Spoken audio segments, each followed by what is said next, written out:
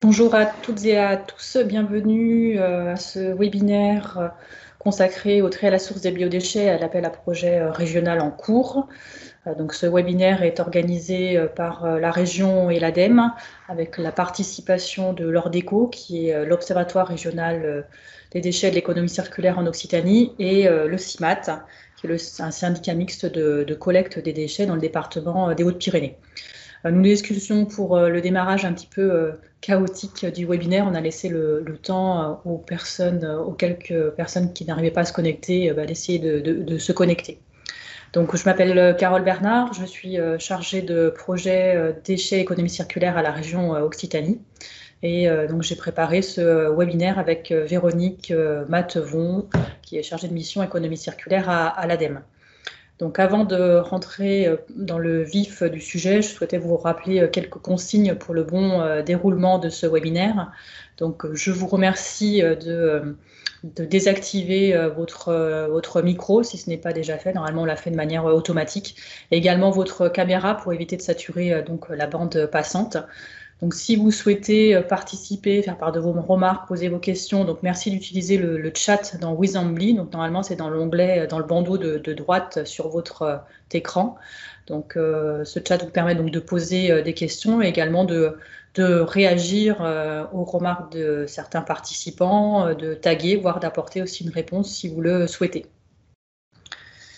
Donc, je me suis présentée. Maintenant, j'aimerais bien savoir qui vous êtes derrière votre ordinateur. Donc, je vais lancer 2 sondages dans Wizambly. Donc, le premier sondage, donc c'est dans quel département travaillez-vous? Donc, merci de répondre par le numéro du département. Donc, je vous laisse quelques instants pour y répondre.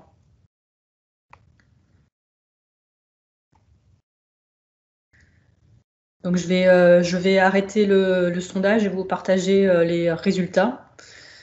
Donc, on voit que pratiquement tous les départements de la région sont représentés, avec des participants qui viennent de manière plus importante de la Haute-Garonne, du Tarn et du Tarn-et-Garonne. Et après, pas de représentants de Gardois et de Gersois. Je vais lancer maintenant le deuxième sondage pour savoir dans quel type de structure travaillez-vous, donc avec plusieurs possibilités.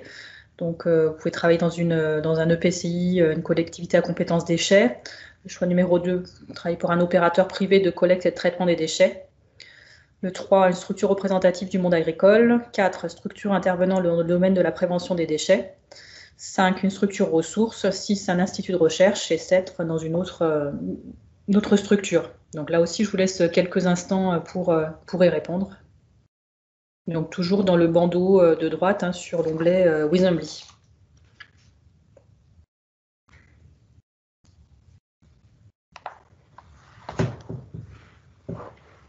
Donc je vais arrêter le sondage, on va découvrir les résultats ensemble. Donc vous êtes une majorité de participants à travailler dans un EPCI ou des collectivités à compétence déchets, et également pour des opérateurs privés de collecte et de traitement des déchets. Il y a aussi des représentants du monde agricole, des structures dans le domaine de la prévention, et quelques structures ressources.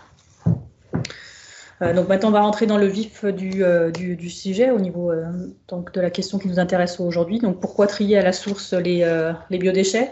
Donc, certes, c'est une obligation réglementaire supplémentaire qui s'impose à tous les producteurs d'ici fin 2023, mais c'est également un levier, notamment pour réduire les ordures ménagères résiduelles, puisque le dernier Modécom, pour la dernière étude de caractérisation de l'ADEME de 2017, nous montre que les biodéchets constituent encore un tiers du poids de nos poubelles.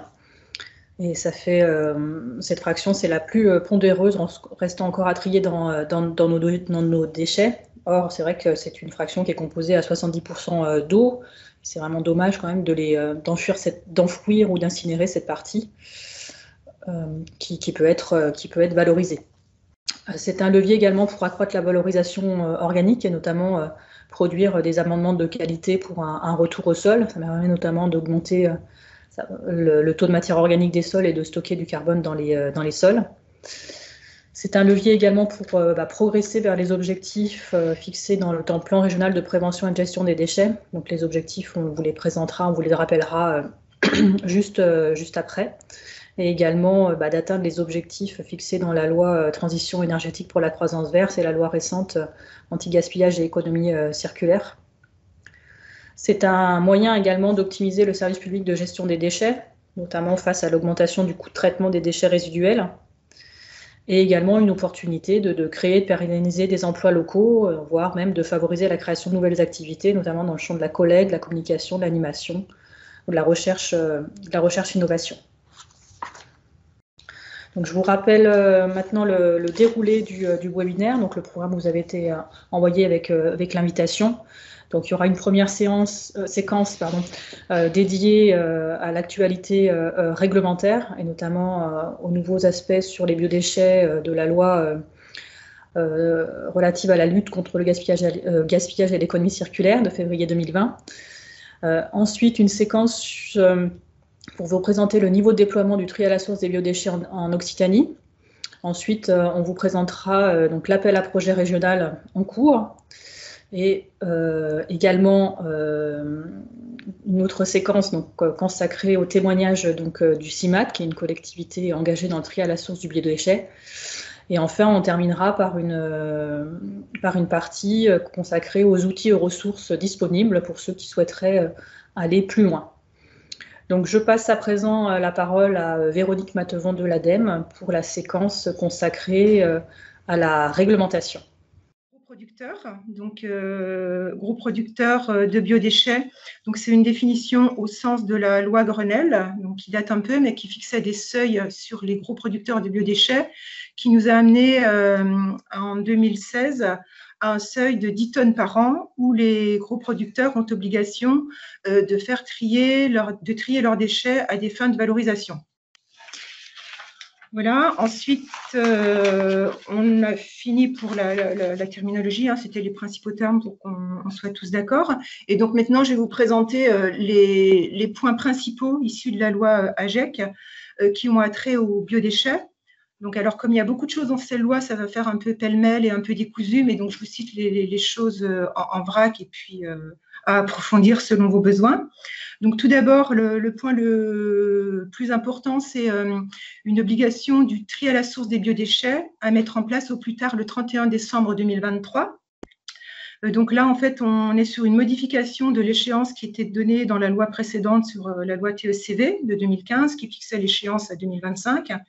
Donc, ce rapprochement d'échéance est fait pour être en cohérence avec les réglementations européennes.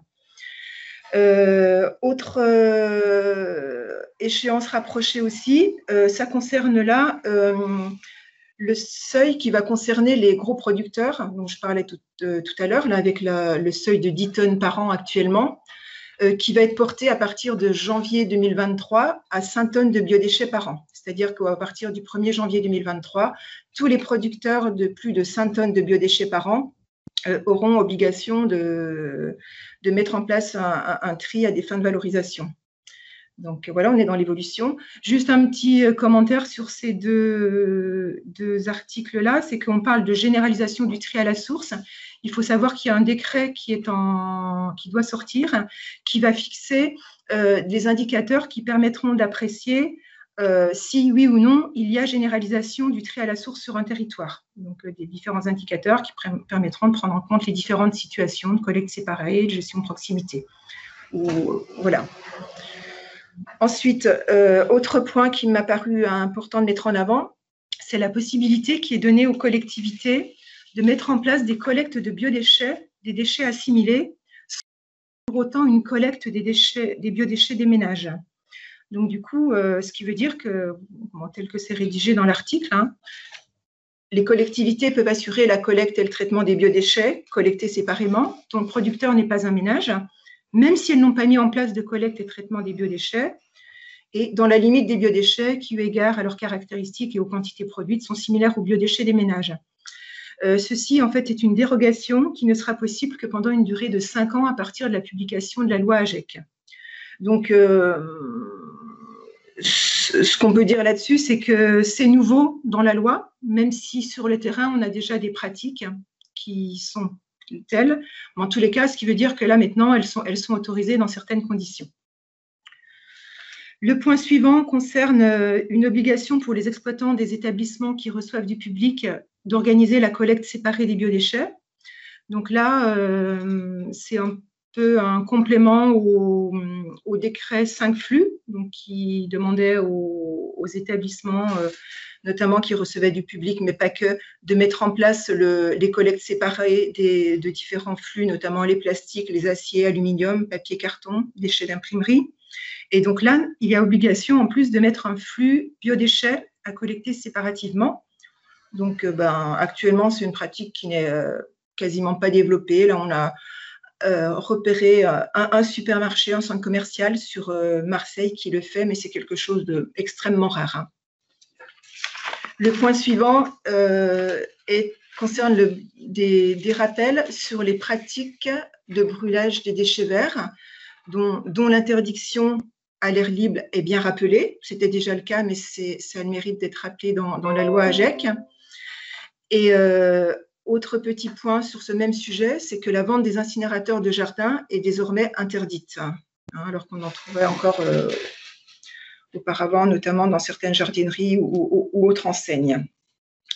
Le point suivant, c'est juste pour vous signifier que toutes ces obligations sur les biodéchets donc, sont des obligations qui incombent à différents niveaux, mais en tous les cas aux États membres. Et les États membres doivent fournir régulièrement, et dont notamment le premier à fin décembre 2021, un rapport qui fait état de la couverture du territoire par la collecte séparative et le tri à la source des biodéchets. Donc, ce sont des rapports qui vont être établis par le ministère en lien avec l'ADEME. L'ADEME actuellement a d'ailleurs relancé une étude d'actualisation sur la mise en place des collectes séparatives pour refaire un point un peu plus exhaustif et précis au niveau national.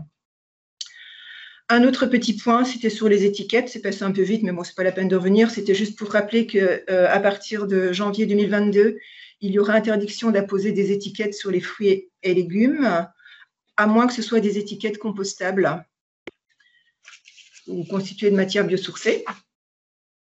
Voilà. Ensuite, deux autres petits points pour terminer sur les sujets issus de la loi AGEC. C'est un petit point concernant les possibilités de mélange de flux biodéchets. Donc, avec le fait de dire que des déchets qui présentent des propriétés de compostabilité ou de biodégradabilité similaires et qui sont appréciées par des normes, et notamment on pense au label OK Compost, ces produits peuvent être collectés séparativement, conjointement avec des biodéchets dans le cadre d'une opération de tri à la source. Voilà, donc du coup, ça permet effectivement donc, les mélanges des sacs compostables, éventuellement des couverts compostables.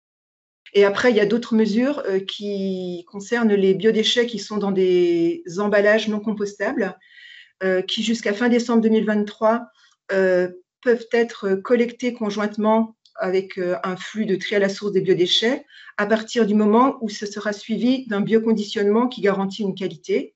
Et ça, par contre, après, ça ne sera plus possible. Voilà.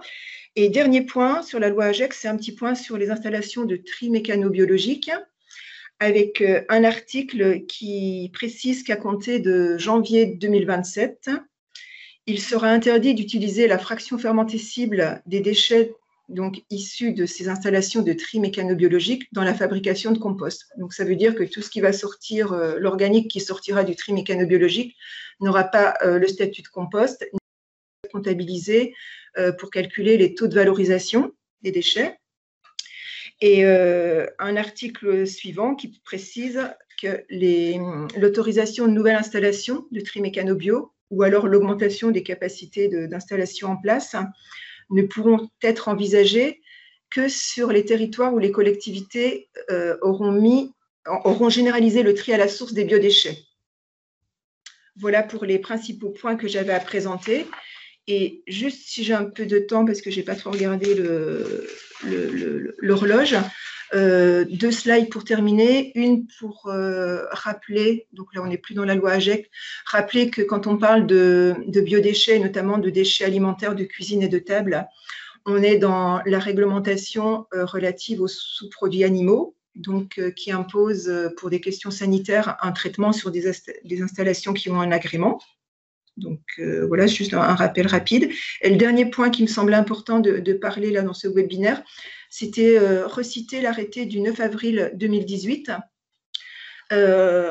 qui aborde notamment un certain nombre de points sur le compostage de proximité, notamment le compostage partagé et en établissement, en fixant des quantités maximales de déchets qui peuvent être traités à 1 tonne par semaine, et puis qui fixe un certain nombre de choses aussi sur l'usage local du compost, sur le site de production, le personnel qui est concerné par les apports, ou alors la collectivité locale, et puis des règles en matière de suivi et de personnes physiques responsables du suivi du site. Donc ça me paraissait important de vous rappeler ces différents points.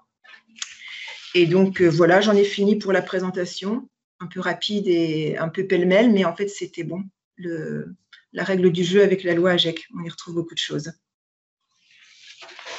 Donc, merci Véronique pour ta présentation. Je vais lancer un petit quiz pour vérifier que vous avez bien écouté ce que Véronique a dit. Donc, j'affiche le premier quiz. Donc, il s'affiche normalement toujours dans vos bandeaux de droite, hein, dans l'onglet Wissambly. Donc, quelle est l'échéance de mise en œuvre par les collectivités du tri à la source des biodéchets? Donc, premièrement, réponse 1, d'ici fin 2025. Réponse 2, d'ici le 1er janvier 2024. Réponse 3, quand on aura trouvé le vaccin contre la Covid. Voilà, donc je vais arrêter le sondage, hein, c'est juste un petit quiz.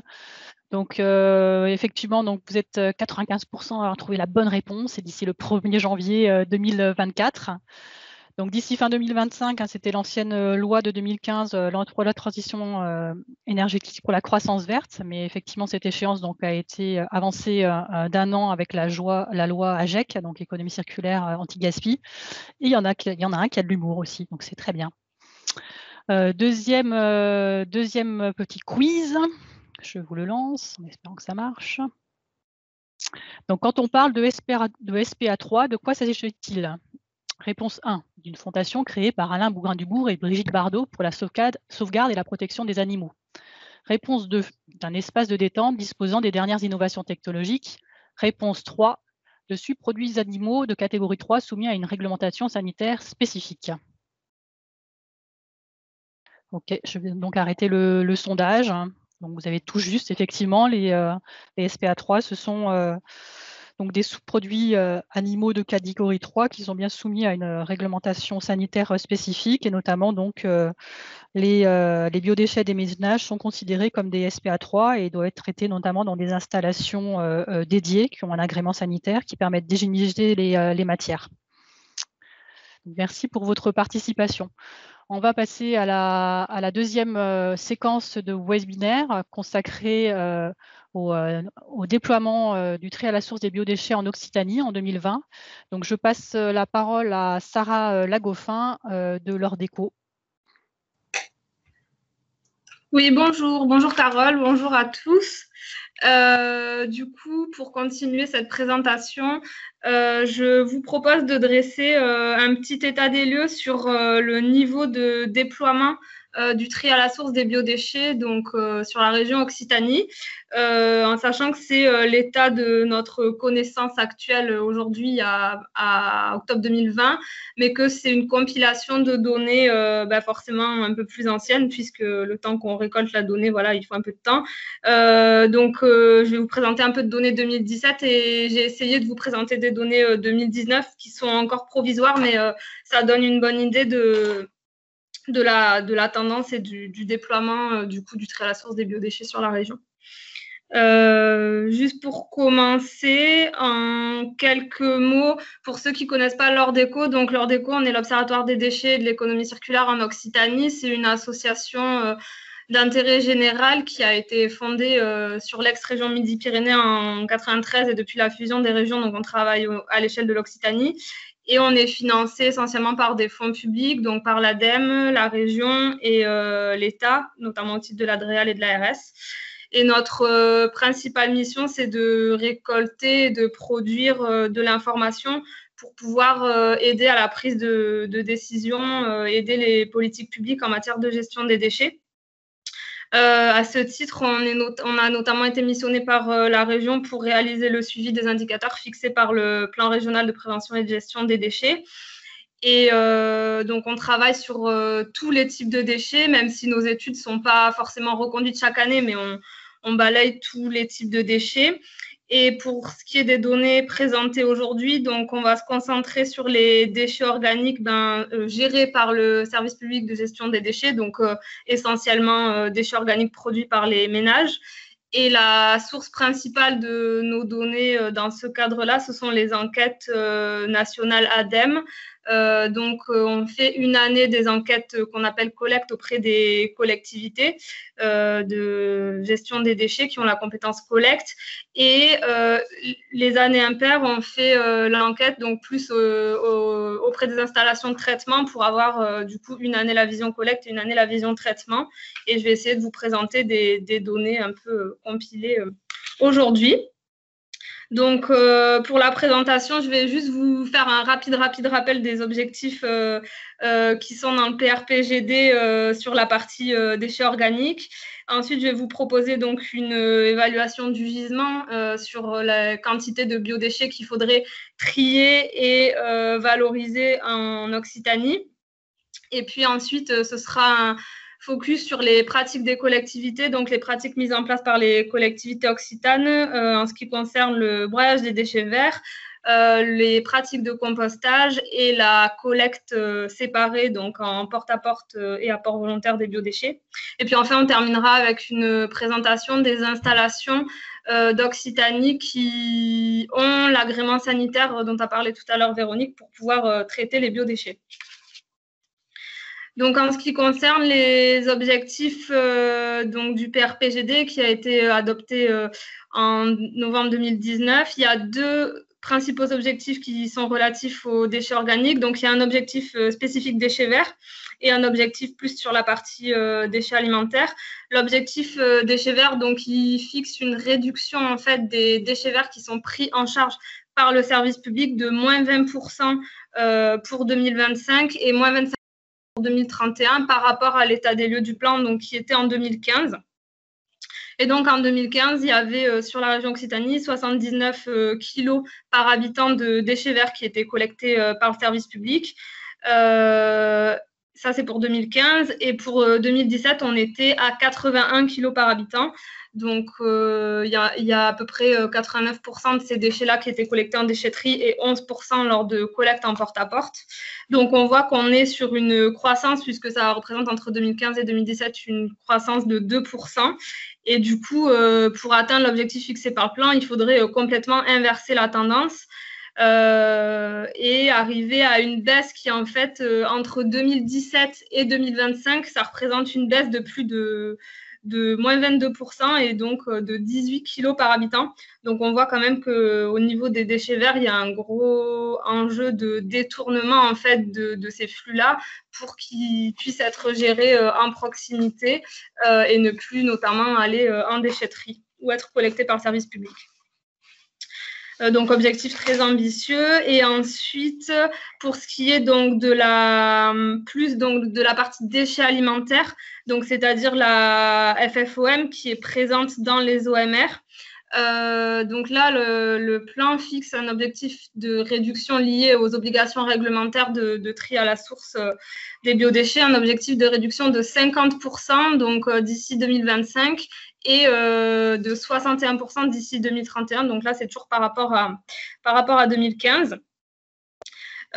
Donc ça représente environ une baisse de 40 kilos de biodéchets en moins dans les OMR par habitant et par an. Le problème, c'est que cet objectif, il est difficilement mesurable puisque, à part faire des caractérisations sur les OMR, il est difficile de connaître la part de biodéchets qui reste effectivement dans les OMR et la part qui a été détournée. Du coup, en fait, dans le plan, cet objectif a été traduit comme devant aboutir à une baisse des OMR de moins 13% en fait, entre 2015 et 2025, parce que ça, c'est donc un indicateur qu'on peut facilement mesurer.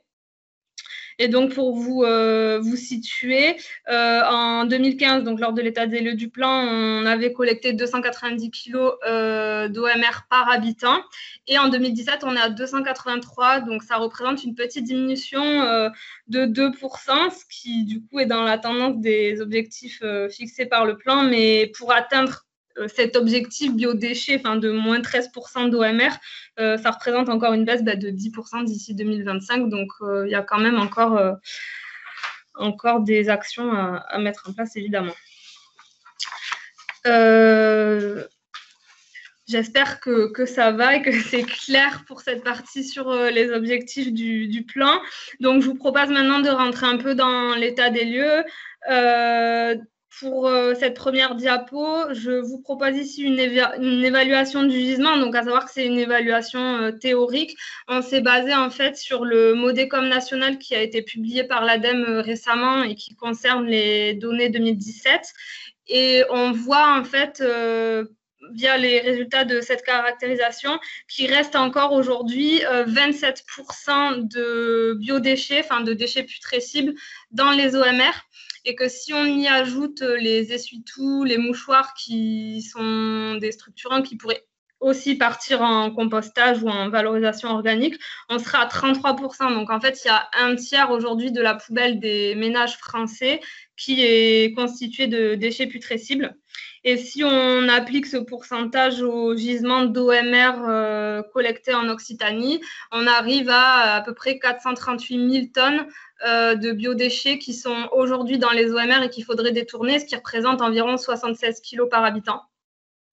Voilà, et donc si on ajoute à ces biodéchets, à cette FFOM du coup qui est dans les OMR, si on ajoute les biodéchets qui sont déjà collectés séparément en Occitanie, donc 7 000 tonnes, et les déchets verts, 465 000 tonnes, on arriverait à 900 000 tonnes à peu près sur la région Occitanie de déchets qui pourraient faire l'objet d'une valorisation organique et qui vont devoir faire l'objet d'une valorisation organique, voire d'un détournement en fait de prise en charge par le SPGD.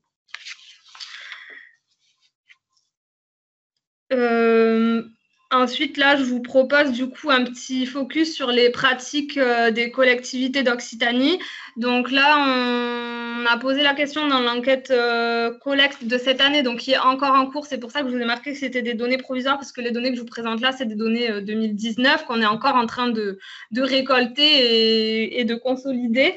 Mais du coup, c'est pour ça qu'il y a pas mal de territoires en blanc. C'est les collectivités qui ne nous ont pas encore répondu. Mais voilà, sur les collectivités qui nous ont déjà répondu, ça nous donne quand même une bonne petite photographie. On voit qu'il y a 40% en fait des EPCI qui ont déclaré avoir mis en place une solution de broyage de déchets verts. Donc, broyage de déchets verts qui devrait permettre du coup de garder le flux in situ et de pas le faire prendre en charge par le service public de gestion des déchets. Sur ces 40% en nombre de collectivités, on voit que la plupart broient les déchets des ménages, voire aussi les déchets des collectivités, puisque souvent, il y a des conventions entre les EPCI de collecte et les communes adhérentes pour mettre à disposition les broyeurs pour les déchets des communes, les déchets verts des communes. Donc ça, c'est dans le petit graphique à droite ce que vous voyez, donc ménages, collectivités. Et il y a aussi 12 EPCI de collecte qui nous ont déclaré broyer les déchets des professionnels dans ce cadre-là. Donc on n'a pas demandé si la prestation était payante ou pas, mais voilà, il y a quand même 12 EPCI qui nous ont déclaré broyer les déchets des professionnels. Et on a ensuite posé la question, c'est le deuxième graphique en dessous, la question du lieu de broyage. Et donc, généralement, les broyeurs est mis à disposition par la collectivité sur un espace dédié qui se situe en dehors de la déchetterie, mais ce broyage peut aussi se faire dans l'enceinte même des déchetteries. Et il y a quelques collectivités qui déplacent le broyeur pour se rendre directement chez les particuliers et broyer du coup les déchets directement auprès des ménages pour leur laisser ensuite le broyat. Petite précision, c'est qu'en fait on s'est aperçu, et donc on n'avait pas anticipé ça avant de lancer l'enquête, mais on s'est aperçu qu'il y a certaines collectivités qui envoient leur broyage ensuite en compostage ou en méthanisation. Et du coup là, ça répond plus tellement à l'objectif de détourner le flux des installations. Mais bon voilà, donc peut-être on va essayer de creuser cette question pour la consolidation des résultats et les résultats définitifs qu'on présentera en début d'année prochaine. Mais voilà, en fait, c'est quand même une pratique qui est du coup assez présente en Occitanie, et c'est une pratique qui est parfois mise en place plutôt par les EPCI de traitement. C'est pour ça notamment qu'en haut de la carte, vous voyez qu'il y a une seule collectivité, parce que c'est le CIDET du Lot qui met en place cette action de broyage, et ce n'est pas les EPCI de collecte. On peut passer du coup, si ça vous va, au compostage individuel. Donc là, la photographie que je vous présente, elle est sur les données 2017, puisque les données 2019 étaient trop incomplètes pour vous présenter des chiffres aujourd'hui. Mais globalement, j'ai l'impression que la tendance n'a pas beaucoup bougé. Donc, ce qu'on a représenté sur cette carte, c'est les foyers, enfin le pourcentage le taux d'équipement des foyers en composteurs individuels. Donc, plus c'est foncé, plus c'est qu'il y a de composteurs qui ont été distribués par rapport à la population. Plus le bleu est foncé et plus le bleu est clair, c'est qu'il y a des composteurs qui sont distribués, mais en moindre quantité. Les EPCI que vous voyez qui sont assurés, c'est les EPCI qui nous ont déclaré qu'ils ne distribuent pas du tout, qui n'ont jamais fait d'action de distribution de composteurs individuels, et ça représente seulement 8 EPCI sur la région, sur presque 160 EPCI de collecte. Donc on voit qu'en fait la pratique de distribution de composteurs individuels est bien ancrée chez les collectivités à compétence collecte. Après, la question c'est toujours comment on mesure si les composteurs sont utilisés ou pas, et quel flux est détourné via l'utilisation de ces composteurs-là. Donc ça, c'est un travail qui est mené à l'échelle de chaque collectivité. Nous, on n'est pas capable de restituer de la donnée à l'échelle régionale ici. Par contre, ce que je peux vous dire, c'est que sur les collectivités qui équipent leurs habitants de composteurs individuels, le taux d'équipement de la population, il varie entre 1 et quasiment 50% de la population. Voilà, après, c'est toujours la question de savoir si les composteurs sont effectivement utilisés. Et puis, ces chiffres ne prennent pas en compte les composteurs qui sont fabriqués ou achetés, évidemment, par les ménages en direct, sans passer par le PCI de collecte. Pour ce qui est du compostage, donc collectif, mais donc en pied d'immeuble, en fait, ou par quartier, parce que du coup, les données que je vous présente là ne prennent pas en compte les composteurs mis en place en établissement public ou en EHPAD, voilà, c'est juste en pied d'immeuble ou en quartier. Donc là, c'est des données 2019, donc il reste provisoire. Tous les territoires que vous voyez en gris, c'est les territoires pour lesquels on n'a pas encore la donnée, mais qu'on aura avant la fin de l'année, on espère. Et il n'y a pas de raison. Mais du coup, ce qu'on peut voir quand même, c'est que sur les EPCI qui nous ont répondu, il y a quand même 60% des EPCI qui ont déclaré avoir mis en place ce type de compostage. Donc, c'est quand même une action il y a une certaine dynamique autour de la mise en place du compostage partagé. Le problème, du coup, c'est toujours pareil, c'est de savoir quelle population est concernée et quels flux sont détournés via la mise en place de ces composteurs. Et du coup, pareil, le dégradé de bleu que vous voyez, c'est pour le taux d'équipement. Voilà, donc ça reste assez c'est estimatif, puisque du coup la population équipée, c'est ce que les collectivités nous ont déclaré. C'est pas forcément compté toujours pareil en fonction des collectivités, mais ça donne un peu une idée du taux d'équipement. Ensuite, donc je vous propose une photographie des collectivités d'Occitanie qui ont déjà mis en place une collecte séparée des biodéchets, donc soit en porte-à-porte, soit en apport volontaire. Donc là, c'est les collectivités qui ont mis en place cette collecte actuellement. Enfin, c'est marqué en 2019, mais c'est la même chose aujourd'hui. Donc, on voit que ça reste quand même assez anecdotique sur la région, puisqu'il y a uniquement 7 collectivités sur 2 départements, donc sur le Gard et l'Hérault, qui ont mis en place ce type de collecte.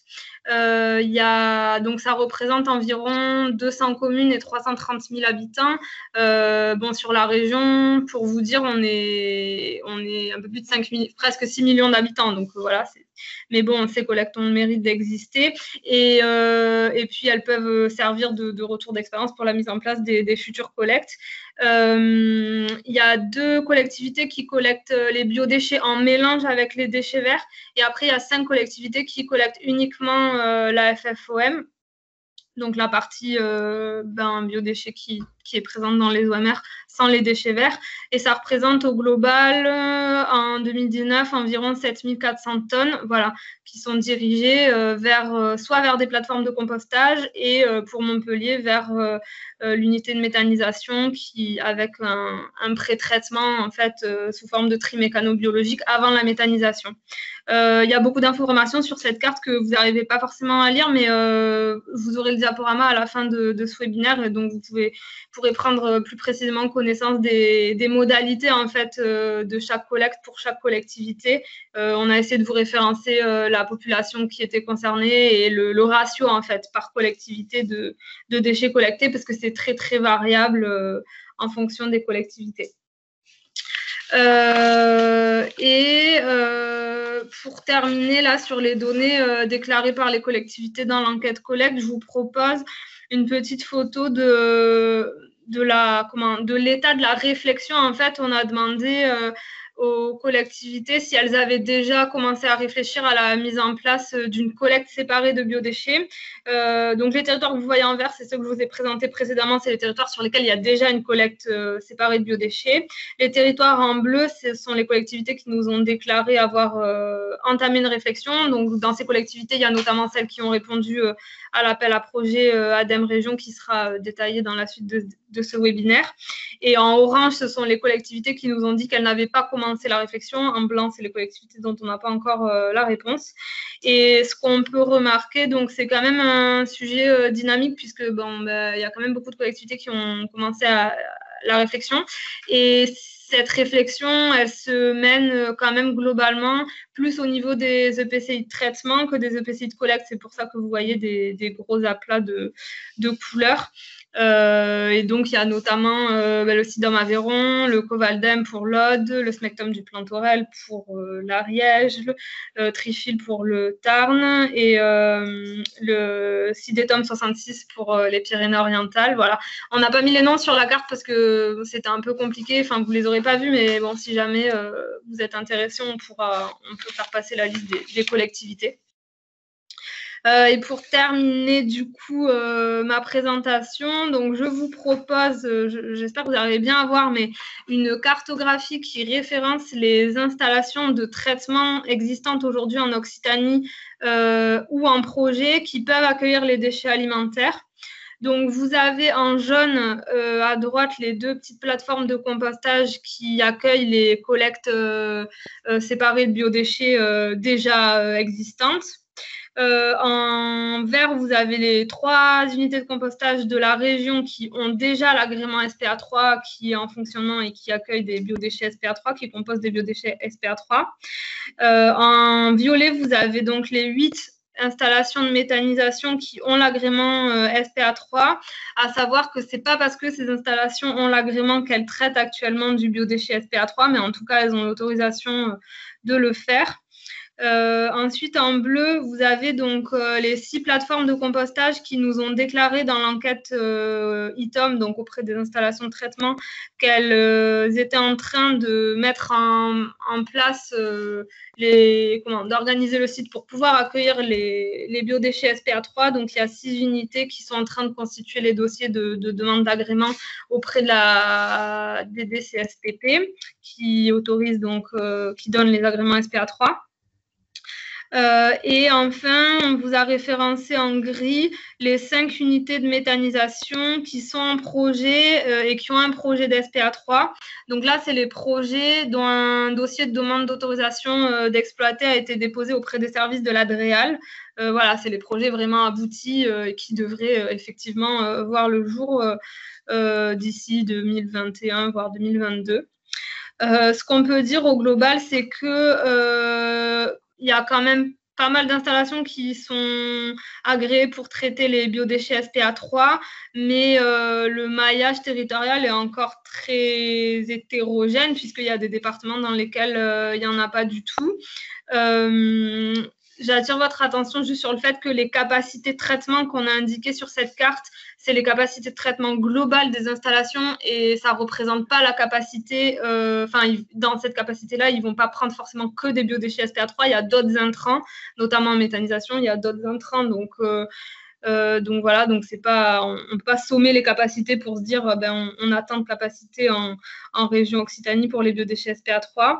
Et si on rapporte cette photographie d'installation au gisement que je vous ai présenté tout à l'heure, qui est d'environ 400 000 tonnes, même si le plan fixe des objectifs de diminution très ambitieux et qu'on peut espérer que le gisement de 400 000 tonnes diminue très largement, on voit quand même que aujourd'hui en Occitanie, on n'a pas les installations nécessaires pour traiter les biodéchets SPA3 sur toute la région. Surtout que ces installations-là, elles ne traitent pas que, évidemment, les biodéchets des ménages, elles ont d'autres intrants, notamment les déchets des gros producteurs et les déchets de collectivités collectés auprès des cantines. Donc voilà, donc le maillage territorial, à l'heure actuelle, il reste quand même assez insuffisant. Voilà pour moi, j'espère que ça a été, que tout était clair. N'hésitez pas si vous avez des remarques, des questions, je reste disponible. Voilà. Merci, Carole. Merci beaucoup, Sarah, pour ta présentation très riche. Je vous propose de passer à la séquence suivante, comme on a un peu de retard et que pour l'instant, il n'y a pas forcément trop de questions, et de faire un point sur les questions-réponses ensuite. Donc, je repasse la parole à Véronique Matevon pour un échange sur l'appel à projet régional en cours sur la généralisation du tri à la source des biodéchets. Merci, Véronique. D'accord. Bon, merci, Carole. Donc, je reprends la parole. Donc, après l'intervention de Sarah, donc, qui a bien présenté déjà tout ce qui se faisait dans la région, hein, parce qu'on ne part pas de rien, il y a pas mal de choses. Donc, la présentation était intéressante, hein, aussi bien sur le compostage individuel, de proximité, les intentions, les équipements. Au-delà de ça, on a vu aussi avec les objectifs du plan et puis les objectifs nationaux qu'il y a matière à progresser. Et donc, c'est pour ça que le Conseil régional et l'ADEME, nous avons lancé en janvier 2019 un appel à projet donc, qui est intitulé Généralisation du tri à la source des biodéchets en Occitanie. L'objectif était de répondre à ces enjeux nationaux et surtout régionaux de détournement et de valorisation des biodéchets, et puis de chercher à faire émerger des réflexions, bien sûr, mais aussi des projets pour y contribuer. Donc, cet appel à projet lancé en 2019 avec plusieurs sessions là, donc, qui ont déjà été honorées 3 en 2019, une en 2020 et puis encore une à venir en 2020 et des prochaines en 2021, mais je reviendrai sur les dates plus précises à la fin. L'objectif, c'est de faire émerger des projets portés essentiellement par les EPCI à compétence déchets qui touchent les biodéchets des ménages prioritairement. S'il peut y avoir des déchets des collectivités ou à la marge de professionnels, les dossiers seront regardés, mais c'est vraiment l'objectif prioritaire, sont les déchets des ménages, avec 5 types de projets qui sont éligibles, tout ce qui est études et schémas territoriaux, donc pour des réflexions globales, justement, pour que les collectivités et les territoires réfléchissent sur ce que pourrait être le tri à la source sur leur territoire, entre de la gestion de proximité, de la collecte séparée. Je reviendrai un petit peu tout à l'heure. Le deuxième point, ce sont les études préopérationnelles de collecte séparée. Donc là, c'est pour une collectivité qui a déjà décidé sur toute ou partie de son territoire de développer une collecte séparée. Donc c'est vraiment de faire l'approche sur le comment, les aspects technico-économiques, la communication, le plan d'action à mettre en place. Troisième type de sujet concerne tout ce qui serait le soutien aux équipements de collecte séparée des biodéchets. Donc là, on est vraiment dans l'opérationnel pour les collectivités qui se lancent dans l'expérience collecte séparée, avec des soutiens possibles à tout ce qui est matériel de pré-collecte, collecte, adaptation des bennes d'ordures ménagères, communication. Quatrième point sont les opérations de déploiement de la gestion collective de proximité des biodéchets. Et le dernier point qui était visé sont les opérations de prévention de la production des déchets verts. Voilà. Donc, au total, sur les sessions qui ont déjà eu lieu, on a eu une trentaine d'opérations qui ont été lauréates à cet appel à projet. Et parmi donc cette trentaine d'opérations, on a 11 dossiers qui concernent le volet plus études, à la fois avec les schémas territoriaux de gestion des biodéchets, donc que vous avez sur la carte là, en vert grisé, et 2 études préopérationnelles. Donc les 2 études préopérationnelles là portées par le CIMAT, et puis une collectivité du SIDETOM 66. Je dis une partie parce qu'en fait, c'est dans le cadre de l'opération plus globale du SIDETOM, comme pour les autres de schéma territorial, où il y a une option sur une étude préopérationnelle de collecte sélective. Donc, sinon, on retrouve un peu la grande bande bleue que vous aviez dans la carte présentée par Sarah tout à l'heure. Donc, ce sont des collectivités essentiellement à compétence traitement, mais pas que. On a d'autres collectivités qui ont la compétence collecte ou la double compétence. Et donc, ces schémas territoriaux, en fait, ce sont des réflexions lancées sur les territoires où on retrouve une phase de diagnostic pour mieux caractériser le flux de biodéchets, en distinguant les biodéchets des ménages, ça peut aussi concerner les déchets des gros producteurs. Il y a souvent des approches au-delà de la typologie par producteur, aussi en fonction des caractéristiques de l'habitat. Ça peut descendre à des approches par commune. Il y a des collectivités qui, dans la phase de cette diagnostic, poussent même jusqu'à refaire une caractérisation pour avoir une vision plus claire de la encore présent des OM. Des enquêtes aussi sur la gestion de proximité pour voir quelles sont les pratiques au-delà de la distribution des composteurs. Donc voilà, toute cette partie de diagnostic pour bien y avoir ces caractéristiques des biodéchets et des pratiques en cours. Et après, des scénarios comparatifs pour après essayer d'en choisir un, dont l'objectif est d'apprécier la complémentarité des solutions sur le territoire entre gestion de proximité et collecte séparée des biodéchets. Et puis donc voir les opportunités et les conséquences de la mise en place de collectes séparatives à proprement parler. Donc voilà pour le volet études. Pour l'autre volet de l'appel à projet qui concerne plus ce qu'on appelle les projets opérationnels, donc de mise en œuvre de projets concrets sur le territoire. Donc on a 17 territoires qui ont été retenus et qui sont engagés alors soit dans des opérations de gestion collective de proximité, donc les territoires en bleu sur la carte, soit des opérations de prévention de la production des déchets verts, les territoires représentés en vert, ou soit des territoires qui ont présenté des projets mixtes avec les deux pratiques, gestion collective et prévention de la production des déchets verts. Donc voilà, donc j'ai fait un petit zoom sur ces opérations. Donc sur les opérations de gestion collective de proximité des biodéchets, donc, vous retrouvez sur la gauche de la diapo donc les territoires concernés. Et puis, donc, j'ai tenté de mettre en avant quelques caractéristiques génériques de ces projets. Donc, pour dire que quand on parle de gestion collective de proximité des biodéchets, on a différents types de sites qui peuvent être concernés. Ce sont des sites en pied d'immeuble, parfois dans des résidences privées collectives, de façon à mettre qu'une installation pour plusieurs pavillons. Ça peut être des installations de composteurs sur l'espace public, dans des quartiers, dans des villages, sur des sites communaux. et dans les établissements. Donc, on retrouve des EHPAD, différents établissements de soins, d'enseignement, les restaurants. Donc, voilà la typologie de sites que l'on retrouve.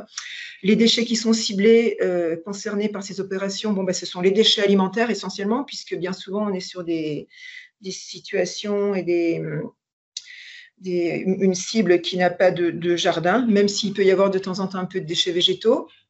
En matière d'équipement, là, tous les projets réceptionnés jusqu'à maintenant et retenus sont des projets dont l'équipement est basé sur une batterie de bacs de compostage qui vont de capacité de 300 à 1100 litres en plastique ou en bois, avec différentes possibilités. On n'a pas d'autres équipements pour le moment qui peuvent être des choses type pavillon ou autre installation. Donc, on est vraiment sur ces batteries de composteurs avec des bacs qui servent d'apport, des bacs de fermentation, de maturation et aussi des bacs de stockage de l'apport carboné structurant. Donc, autour de ces bacs, on a d'autres petits équipements, des bioseaux, des pelles, des griffes, des panneaux signalétiques pour bien préciser, informer les modalités d'utilisation de ces composteurs. Je vous parlais de l'apport de structurants. Donc, dans les dossiers qui nous ont été présentés, c'est principalement du broyat de déchets verts ou alors des feuilles mortes qui proviennent soit de services de broyage en place dans les EPCI, soit de plateformes de compostage centralisées qui sont en place et sur lesquelles il peut y avoir une partie de structurants qui est repris, soit les services espaces verts qui se mobilisent pour récupérer les feuilles mortes et les mettre sur les sites. L'utilisation du compost se fait essentiellement par les usagers qui apportent les déchets au site collectif. Et en cas d'excédent, les communes prévoient de reprendre les excédents. Et enfin, je voulais insister avec le pavé jaune là pour montrer que sur ces projets, on a une multitude de partenaires et d'intervenants qui sont mobilisés, puisque ce sont principalement des projets qui sont portés par les EPCI, mais elles le font en partenariat avec les communes, les mairies, les services espaces verts, aussi bien pour la recherche des sites que pour l'approvisionnement en structurant, pour de la sensibilisation. Ça se fait aussi bien sûr dès qu'on est en habitat collectif avec tous les bailleurs, les gestionnaires d'immeubles qui doivent être mobilisés et impliqués. Et puis sur le fonctionnement du site, on se retrouve aussi avec les maîtres et guides composteurs qui sont là pour définir, organiser la mise en place des sites, la gestion des sites, et de façon très opérationnelle des référents de sites qui assurent le suivi du site au jour le jour, mais aussi les agents communaux, et voir des EPCI qui font appel à des prestataires, des associations qui peuvent intervenir soit sur de la communication, sensibilisation, mais aussi carrément sur du suivi et de la mise en place des sites. L'ensemble des opérations a toujours en parallèle des actions de sensibilisation qui vont bien au-delà de la gestion collective de proximité par compostage, puisqu'on retrouve bien souvent de la communication qui aborde les thèmes du gaspillage alimentaire, du jardinage durable, du jardinage zéro déchet, zéro phyto, les espèces de végétaux à croissance lente. Donc, on voit que ça va bien au-delà des déchets alimentaires. Et donc, avec des techniques, guides, plaquettes, des animations, des zones de démonstration en déchetterie, l'inauguration des composteurs, qui est souvent vraiment une occasion pour vraiment sensibiliser et faire passer des messages. Donc voilà, et même approche sur les opérations de prévention des déchets verts. Donc on retrouve la liste des territoires qui a proposé une opération. Avec là, même chose sur les déchets ciblés. Donc bon, là on est sur la prévention des déchets verts, donc on est bien sur les déchets de jardinage, de parc. Donc des opérations qui ciblent donc les déchets des particuliers, prioritairement, sachant qu'on a des opérations qui ciblent à la fois déchets des particuliers et déchets municipaux d'entretien d'espaces verts. On se retrouve avec beaucoup d'opérations en fait qui sont basées sur l'acquisition de broyeurs mobiles et avec une utilisation qui est mutualisée, c'est-à-dire qui va aller sur plusieurs sites, qui peut aller avec plusieurs intervenants, utilisés par les EPCI essentiellement. Par des groupements de communes. On a une commune là, sur le territoire du Sicoval qui s'est associée avec 5 autres communes pour faire un achat collectif et utiliser ce broyeur de façon mobile sur les 5 ou 6 communes concernées. Ou alors, les EPCI peuvent aussi faire appel à des associations qui sont elles-mêmes broyeurs et donc qui peuvent intervenir via des prestations pour le compte de l'EPCI. Le broyage se fait essentiellement de deux façons, soit chez l'habitat, soit sur des placettes. Donc chez l'habitant, c'est l'EPCI qui se déplace chez l'habitant avec un jardin, alors sur des systèmes d'organisation, de réservation qui sont propres à chaque EPCI, bien souvent en partenariat avec les communes. Voilà. D'autres solutions aussi, c'est tout ce qui est prêt ou location de plus petits broyeurs, où la collectivité met à disposition le broyeur qui est utilisé par l'habitant. Et on a vu des projets aussi où la collectivité se propose de faire une aide à l'achat de tondeuses mulching ou de location de broyeurs, donc directement par l'habitant. L'autre alternative qui concerne le broyage en placettes, donc là, ce sont des placettes que l'EPCI met en place dans les villages, dans les quartiers, dans les communes, sur les sites des services municipaux, parfois en déchetterie, avec des dispositifs de kiosques à broyat temporaires et mobiles. Donc, j'insiste beaucoup sur cette notion de temporaire. L'idée, c'est d'avoir des placettes qui ne se transforment pas dans des sites permanents et pour qu'on reste bien sur de la prévention et qu'on ne bascule pas dans des opérations de valorisation qui s'installent. Donc là où sur ces différentes placettes, les agents de l'EPCI, soit seuls, soit en partenariat avec les communes ou des associations, vont faire des broyages sur des périodes de temps données où les habitants apportent leurs déchets verts et peuvent repartir avec du broyat. Et même chose que tout à l'heure, on a toujours sur ces opérations un panel d'actions de sensibilisation qui est relativement large dans les thématiques et dans les modalités. Voilà. C'était voilà les principales restitutions. Donc pour cet appel à projet, vous trouverez là dans le diaporama là, qui vous sera remis les liens avec les sites et de la région et de l'ADEME sur lesquels vous pourrez retrouver l'ensemble des documents, cahiers des charges, dossiers de candidature qui vous permettent de postuler à cet appel à projet. Puisqu'il reste encore un certain nombre de sessions, ce que je vous disais tout à l'heure, la prochaine étant ce vendredi, 16 octobre, et après 2 sessions encore en mars et en septembre 2021. Voilà, et donc là, un rappel rapide des modalités financières de soutien. Donc, où vous avez les possibilités de soutien financier cumulées par l'ADEME et la région, donc pour les études jusqu'à 70% des dépenses. Pour les investissements qui concernent la gestion de proximité et la prévention des déchets verts, du soutien à l'investissement matériel, donc broyeur, composteur, qui va jusqu'à 50%, les actions de communication jusqu'à 50% et les démarches d'animation par des prestataires extérieurs jusqu'à 70%. Et enfin, le volet sur les équipements de collecte séparée des biodéchets. Moi, j'ai fait une erreur, collecte déparée, c'est séparé, pardon. Où là, il y a des soutiens financiers de l'ADEME qui sont forfaitaires à l'habitant et qui sont complétés par la région pour pouvoir aller jusqu'à des plafonds d'aide qui peuvent atteindre 2,5 millions d'aides par projet, donc qui sont vraiment pour des projets déjà plus urbains. Voilà, et juste un petit rappel pour dire qu'en dehors de cet appel à projet qui est vraiment ciblé sur la gestion de proximité, la collecte séparative et la prévention des déchets verts, l'ADEME et la région peuvent apporter des soutiens à l'installation de traitement, de broyage de déchets verts ou méthanisation et plateforme de compostage des biodéchets de ce produit Animaux 3, donc avec des modalités qui sont à regarder au cas par cas. Donc, si de tels projets sont là, en dehors de l'appel à projet, n'hésitez pas à nous contacter. Et pour terminer, très rapidement, la carte des interlocuteurs ADEME et région que vous pouvez contacter sur ces dossiers, sachant que le pilotage de l'appel à projet se fait globalement par Carole Bernard et moi, mais que vous pouvez contacter vos interlocuteurs territoriaux habituels pour en discuter. Voilà, si j'en ai terminé, s'il y a des questions, j'y répondrai. Et je repasse la parole à Carole. Merci beaucoup Véronique pour ta présentation. Effectivement, n'hésitez pas à poser vos questions ou à faire vos remarques dans le chat, donc sur le bandeau à droite. Donc c'est vrai que là pour l'instant il n'y a pas forcément beaucoup de questions, donc je propose plutôt d'enchaîner. Donc avant il y avait un petit sondage pour que je lance. Voilà, donc c'est un sondage à destination donc des EPCI et des collectivités Et la question, c'est envisagez-vous de candidater à l'appel à projet régional biodéchets? Donc, première réponse, ne sais pas. Et après, de nous indiquer à quelle éventuellement session vous comptez répondre.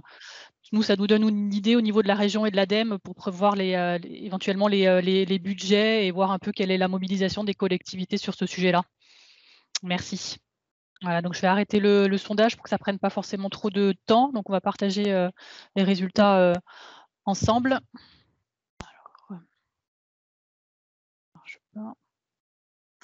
Donc, effectivement, il y a une proportion quand même assez importante qui ne sait pas encore si ils vont répondre ou pas à l'appel à projet. Et également, plus de la moitié quand même des collectivités qui ont répondu, qui souhaitent répondre, enfin en tout cas qui vont répondre à l'appel à projet. Donc, pour nous, c'est un bon indicateur en tout cas. Et on vous remercie. Donc, je vous propose maintenant de passer à la séquence de témoignages avec l'intervention du CIMAT et de Franck Destruo, donc, qui est responsable de l'antenne Nord au niveau du CIMAT, pour qu'il puisse nous partager en tout cas les actions conduites par le CIMAT sur le tri à la source des biodéchets. Donc, merci Franck. Oui, bonjour à tous. Donc je vais prendre la main. N'essayez pas de régler la visio parce que j'ai pas de webcam, c'est normal. S'il y a le son, c'est très bien. Je vais vous présenter le travail que l'on a effectué sur le CIMAT sur cette thématique.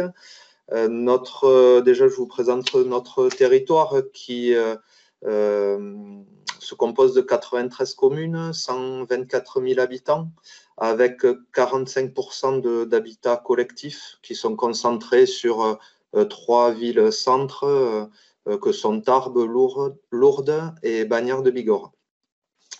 Donc, en 2019, nous avons produit 68 000 tonnes de déchets ménagers assimilés, dont 30 000 tonnes d'ordures ménagères. Ces tonnages, en 2010, nous produisions 40 000 tonnes d'ordures ménagères et en 2015, nous en produisions 35 000 tonnes. Donc, on voit qu'on a réduit au fur et à mesure des années la part des ordures ménagères. C'est parti notamment depuis 2007 avec la mise en place des premières actions de prévention sur le compostage individuel.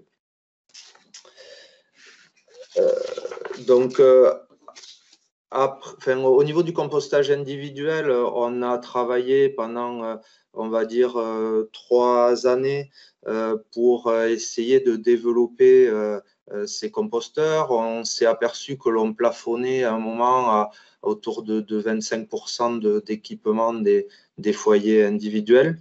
On s'est donc lancé à ce moment-là dans le compostage collectif, donc en 2010. Ça s'est corrélé avec la mise en place du programme local de prévention qui nous a permis de nous structurer sur la prévention et puis de développer une communication autour de cette thématique-là, au-delà du compostage. Donc ensuite, toujours sur ce thème de la prévention, un gros dossier, c'est en place de la TOM incitative, mais cela nous a aussi permis de faire développer la demande de nos usagers sur ces composteurs. On a ensuite enchaîné avec le territoire zéro déchet, zéro gaspillage, et maintenant sur le PLP DMA. Donc, au sein de notre structure, il est vrai que les élus du CIMAT ont intégré la prévention dans leur mode de réflexion et de prise de décision. Donc, ils ont toujours la prévention en tête quand ils parlent des différents dossiers, en tout cas jusqu'à maintenant. Là, sur cette diapo, on voit l'évolution des foyers compostants qui fluctuent au rythme de la communication et des projets qui sont mis en place.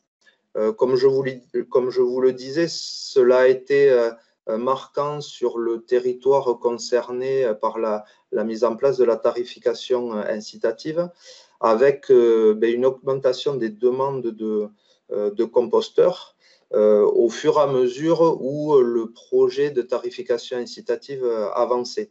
Donc, au départ, en 2014, on a communiqué sur le fait qu'il allait y avoir la tarification incitative. Ensuite, on a eu des enquêtes au domicile des usagers qui ont aussi informé nos usagers. Puis, il y a eu la réception de la première facture à blanc et après la tarification réelle. Donc, on a vu au fur et à mesure de cette avancée que la demande des usagers sur l'utilisation des composteurs augmentait. Et du coup, bon, là, on est actuellement en extension de cette tarification incitative et sur la totalité du territoire, et au fur et à mesure, on se rend compte aussi du même phénomène sur les autres territoires. Au niveau des moyens humains que l'on met en face de toutes ces demandes en composteur, donc on a au départ du lancement du compostage individuel, nous avions travaillé à effectif constant où on avait fait des grosses campagnes de distribution de composteurs sur des points fixes. C'est ensuite avec la mise en place du compostage partagé que là on a affecter un agent sur cette mission-là parce que on a eu rapidement, suite à un appel à candidature sur notre territoire, les bailleurs du territoire qui se sont positionnés et qui ont voulu le développer sur leur résidence. Donc pour nous, on avait l'enjeu que déjà de mettre un grand nombre de composteurs en place en pied d'immeuble assez rapidement, on va dire. Et ensuite, il fallait que cela fonctionne, qu'on soit réactif pour que tout se passe bien et que l'on n'ait pas des mauvais retours. Donc, ce personnel-là, aujourd'hui, il a évolué, on est maintenant à un équivalent temps plein et demi sur ce type de poste parce que le territoire ayant grandi, on en a profité aussi pour développer sur des territoires qui étaient moins concernés ce compostage partagé. On a aussi un maître composteur qui est l'animateur en fait du programme de prévention et qui occupe et dont la partie compostage de proximité occupe, on va dire, un tiers de son temps. Donc lui, il va élaborer les différents projets, commander le matériel, s'occuper de la communication, des formations et sensibilisations, que ce soit en interne ou par rapport aux personnes extérieures. On s'est aussi appuyé sur notre équipe d'ambassadeurs qui est composée de 8 agents lors des mises en place de ces composteurs partagés, bien pour aller en porte-à-porte dans les immeubles et sensibiliser les usagers, les volontaires qui souhaitaient utiliser ces composteurs-là. Les ambassadeurs, rapidement, en fait, ils repassent aussi périodiquement. Ils passent une première fois lors de la mise en place des composteurs partagés et ensuite, ils repassent dans les immeubles, on va dire, tous les 2 ans parce que par rapport au turnover qu'il y a dans les locations ou les propriétés, pour être sûr qu'on maintienne une activité de tri des biodéchets dans ces immeubles-là. Donc, au niveau du taux de couverture que l'on a sur le territoire, mais pour le compostage individuel, le taux de couverture est à 100% avec 36% de participation. Donc, en effet, comme chez beaucoup, je pense, on propose les composteurs individuels à tout le monde sur le territoire. Ensuite, on complémente aussi pour les personnes qui ne souhaitent pas de composteur, mais qui font du compostage en tas ou autre. On complémente en les sensibilisant aussi sur les gestes de compostage. On n'oblige pas les gens, bien sûr, à prendre à tout prix un composteur, quoi. Le compost en tas, c'est très bien aussi. Et pour le compostage partagé, donc là, on a un taux de couverture de 40% et une participation de 15% des foyers. Donc cela représente pour notre syndicat 150 sites de compostage collectif et de quartier. Là, donc ça représente 3900 foyers qui utilisent ces équipements-là. Donc, ces composteurs, on les met bien sûr en place en coordination avec les propriétaires, les syndics et les bailleurs pour assurer l'équipement et aussi les communes quand il s'agit des composteurs de quartier.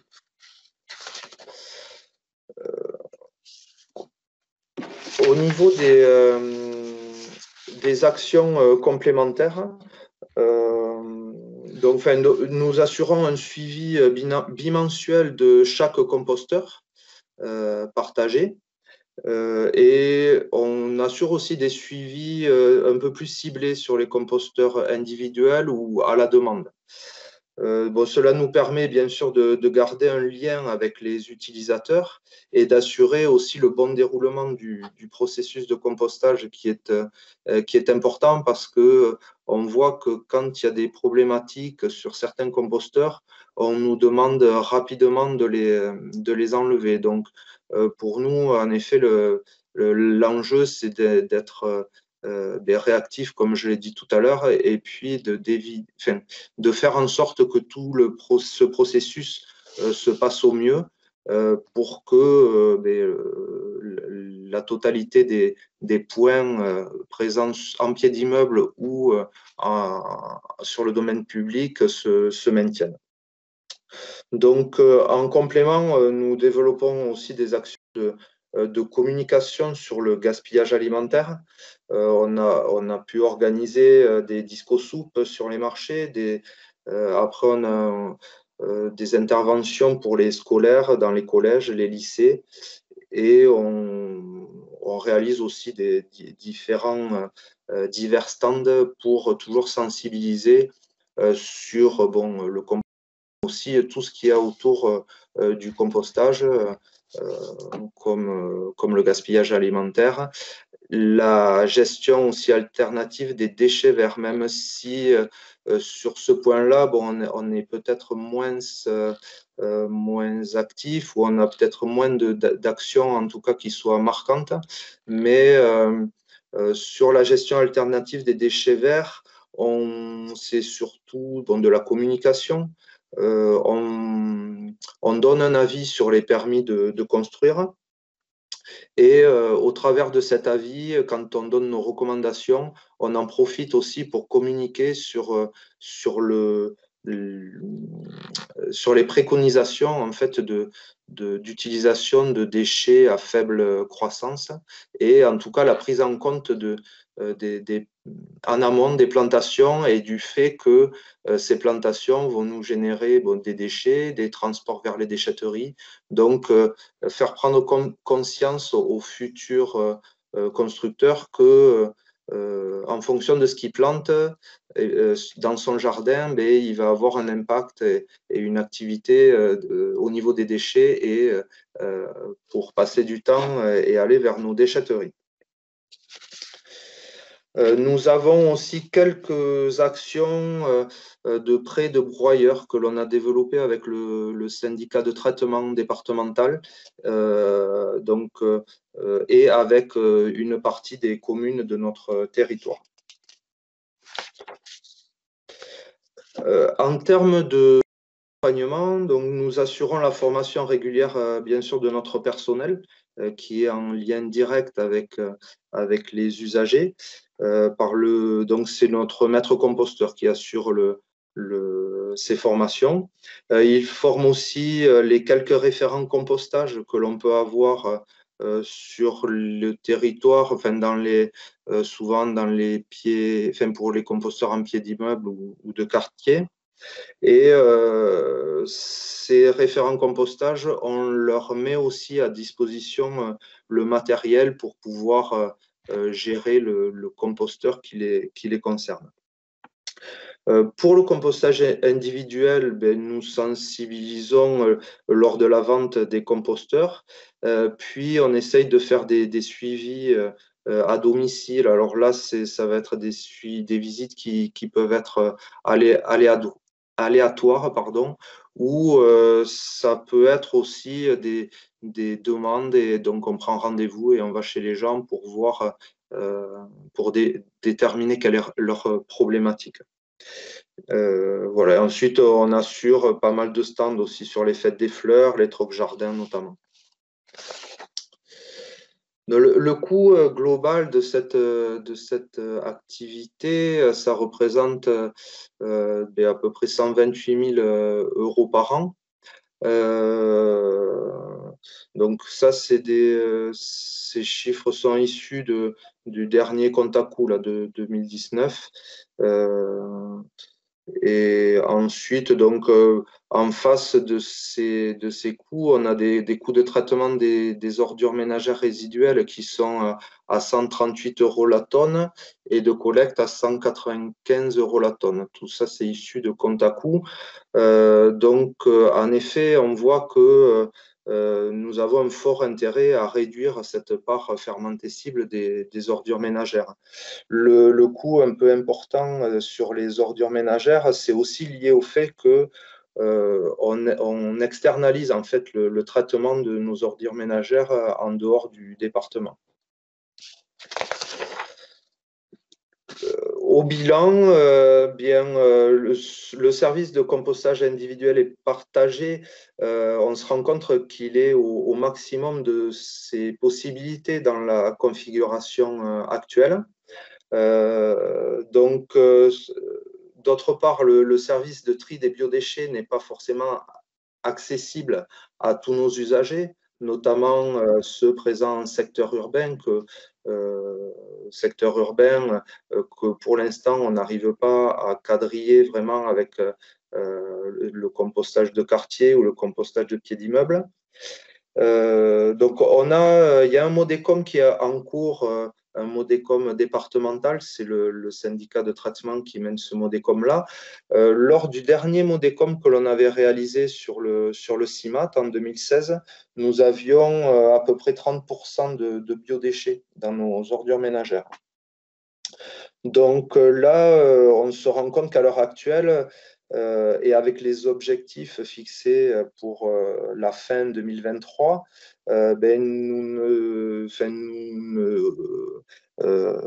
n'atteindrons pas en fait les objectifs fixés.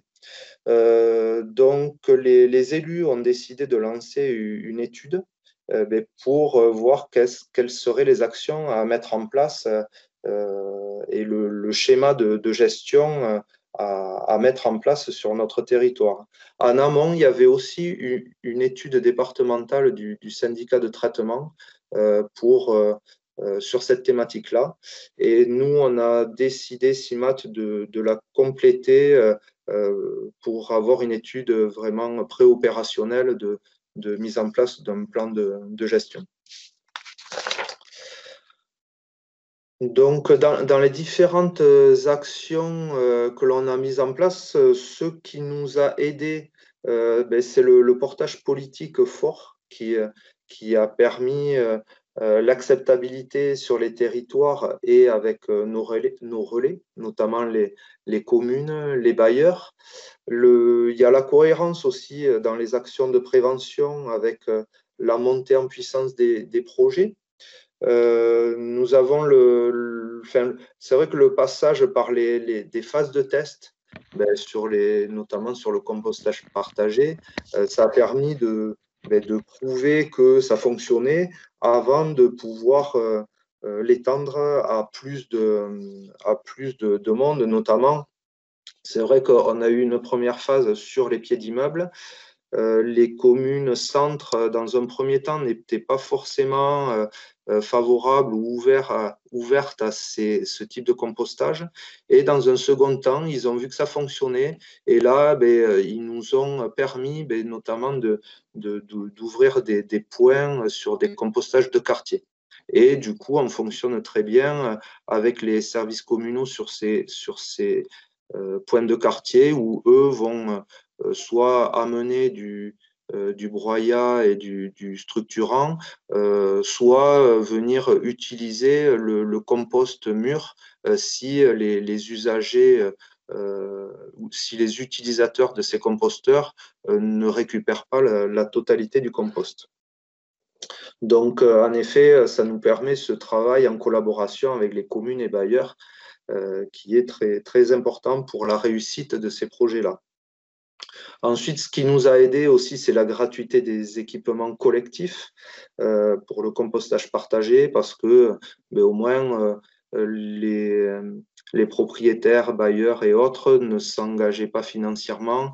On leur disait que si ça ne fonctionnait pas, qu'on pouvait rapidement enlever les points, mais au final, globalement, la plupart des points, enfin la grande majorité des points qui ont été mis en place n'ont jamais été enlevés. On a quelques cas particuliers, mais sur 150, ça doit représenter peut-être 2 ou 3 points.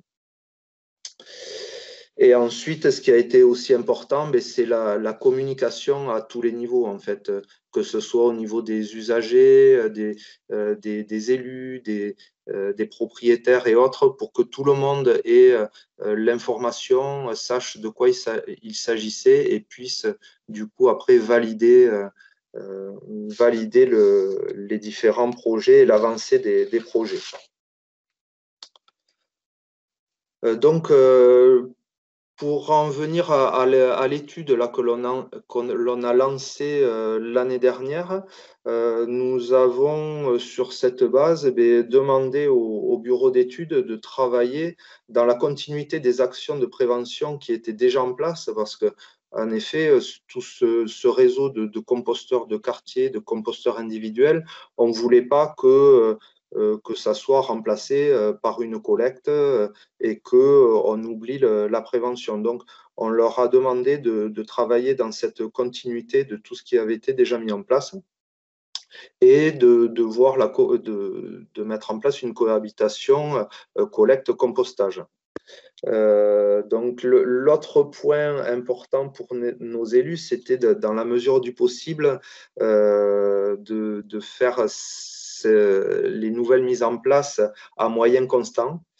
Et le troisième point qui venait en fait de l'étude du syndicat de traitement, c'est que le syndicat de traitement nous orientait vers une solution de traitement en compostage, en plateforme de compostage, même si à l'heure actuelle nos plateformes de compostage ne sont pas encore n'ont pas encore l'agrément pour recevoir la fraction fermentescible des ordures ménagères.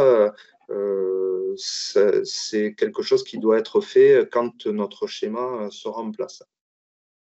Donc, au niveau du comité de pilotage du bureau, enfin de cette étude, nous avons choisi de prendre, de proposer aux élus des villes centres que sont Tarbes, Lourdes et Bagnères de Bigorre, ainsi que leur DGS, pour vraiment discuter des problématiques et des enjeux de cette mise en place, parce que sur ces villes-centres, on s'oriente quand même sur un système de collecte, que ce soit sur la ville-centre ou un peu périphérique, il risque d'y avoir, en tout cas, été étudié la possibilité d'une collecte.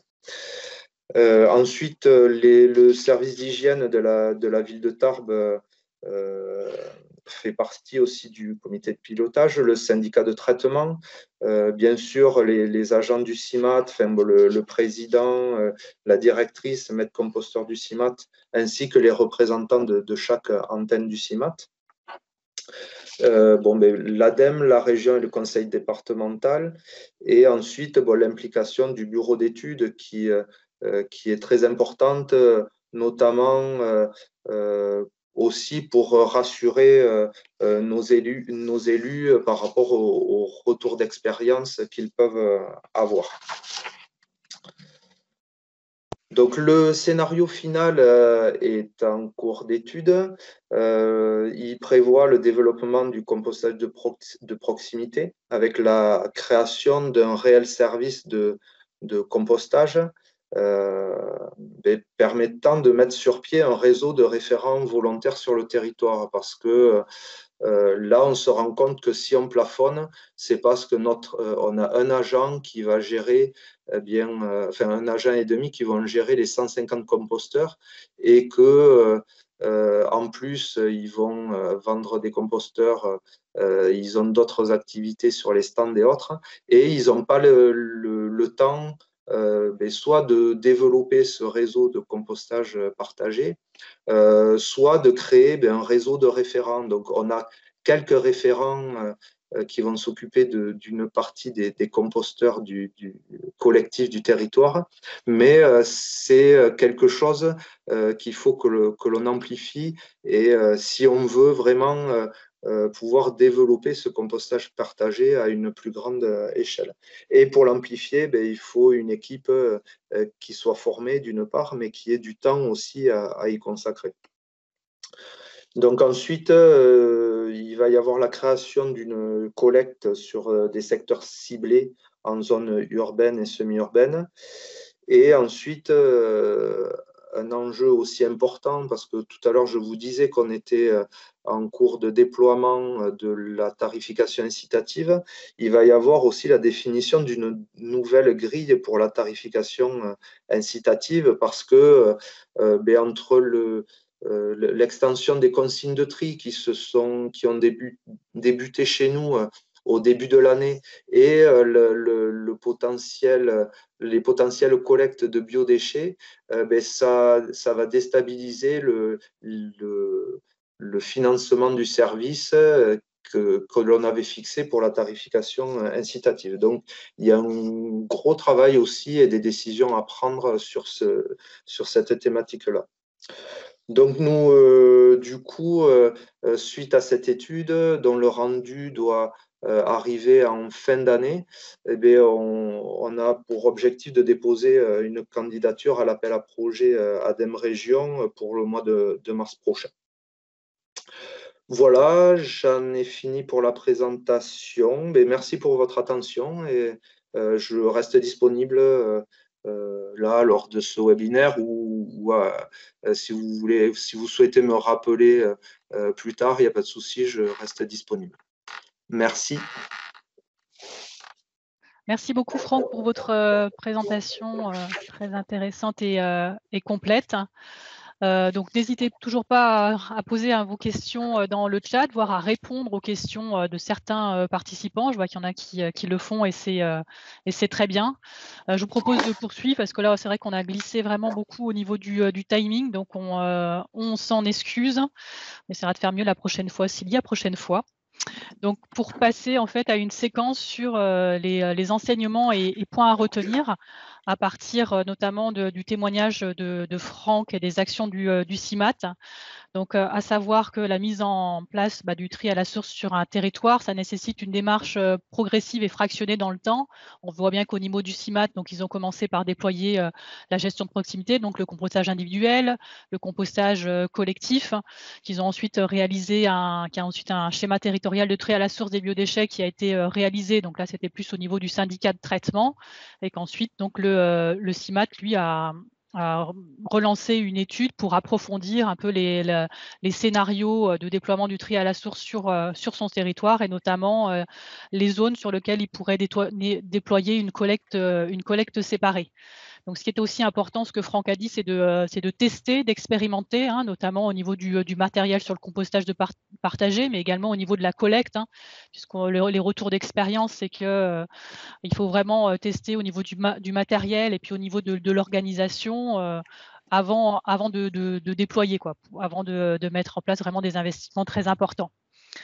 Également, un autre point important, c'est qu'il faut une démarche partenariale. Donc là aussi, Franck l'a bien cité. Le fait d'associer un maximum, l'ensemble des acteurs au comité de pilotage, ou en tout cas à la démarche globale de trait à la source sur un territoire. Donc, que ce soit les EPCI de collecte, les EPCI de traitement, voire les communes, certains représentants des différents producteurs de biodéchets. Je vois qu'il y a des questions dans le chat, notamment sur les gros producteurs, mais également d'associer les associations de prévention et gestion de proximité, également les acteurs agricoles, hein, puisque l'objectif, c'est bien de boucler la boucle organique et donc que ces déchets organiques retournent au sol, mais dans des meilleures conditions et en cohérence avec, bien sûr, les besoins des agriculteurs locaux. Et également d'associer, bien sûr, les prestataires de collecte et de traitement qui existent en région. Également d'avoir une approche globale, donc de la prévention à la valorisation et retour au sol de qualité. Donc, de déployer systématiquement en amont des actions de prévention et de réduction à la source des biodéchets, hein, notamment des actions de lutte contre le gaspillage alimentaire, et également de s'ouvrir vraiment toute la panel des champs des possibles avec la gestion de proximité, donc le compostage avec valorisation in situ, mais aussi des gestions locales intermédiaires, hein, qui se situent entre la gestion de proximité et la gestion centralisée. Alors, ce que j'ai nommé gestion locale territoriale, alors je ne sais pas forcément si ça s'appelle comme ça, mais ce que je voulais dire, c'est par exemple développer du compostage pour traiter de plus gros volumes, donc travailler peut-être sur de la mécanisation d'une partie du process ou de la pré-collecte et du pré-compostage. Il y a également des choses qui se font dans certains territoires hors région sur la micro-méthanisation et également peut-être à développer, avoir une filière sur du compostage en bout de champ à la ferme. Et bien sûr, donc la gestion centralisée, donc avec la collecte séparée des biodéchets et le traitement de la matière sur des unités agréées pour recevoir CSPA3, donc que sont les plateformes de compostage et les unités de méthanisation, mais également peut-être aussi d'autres voies de valorisation à creuser, puisque dans d'autres territoires aussi en France, il y a des expériences. Le but étant toujours que cette matière organique retourne au sol, mais de manière qualitative. Aussi, ce que Franck a dit dans son témoignage du CIMAT, c'est vraiment d'avoir en tête qu'il n'y a pas une solution unique, hein, mais c'est vraiment une complémentarité des solutions à proposer au niveau du territoire, de l'habitat, de l'organisation de la collectivité. Et donc bien une complémentarité entre la gestion de proximité et compostage et la collecte séparée.